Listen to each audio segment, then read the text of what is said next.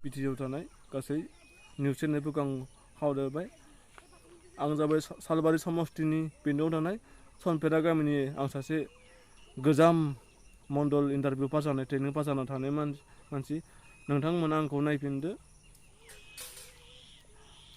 नोंगौ जोंखौ बे समाव बिपिएफ पार्टिया जोंखौ बायदिसिना प्रतारना खालामनानै दोनदों जोंखौ माबा बिदिनो एडिसनेल मण्डलाव होगोन रिसार्भेयाव होगोन रिसार्भे सेटेलमेन्ट दङ एडिसनेल मण्डलाव होगोन माबा होगोन होननानै जोंखौ गोबां थगायबाय बिपिएफ पार्टिया जोंखौ आखा होनानै जोंनि उदैखौ बुंहोना दोनोमोन बे समाव नाथाय दिनै जों थालांनाय 21 जन थानानै नै दाखालै 2019आव मोनसे सिएसबिआ मोनसे माबा खालामदोंमोन बे सिएसबिआव आरो पुरानाखौबो होबाय आरो गोदानै इन्टारभिउ लायालासिनो ट्रेनिङाव हरनायखौबो एपइन्टमेन्ट होदों बेयाव गोदानाबो मोनदों पुरानाया मोनदों आरो जों गोजामसिनखौ जों रावदोबो जों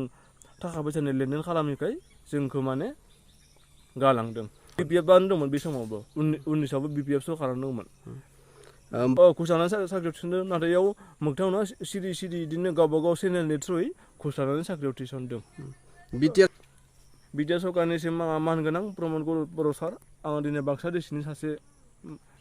केन्डिडेट जाबाय आं प्रमद बर'नि सायाव जौखोन्दो आंहा फोथायनाय दं नोंथाङा जोंखौ नायफिनगोन होननानै आं बेखौनो प्रमद बर'नि सायाव आंहा आखाइ खबनानै खुलुमनाय जाबाय प्रमद बर' लं लिभ इउपिपिएल लं लिभ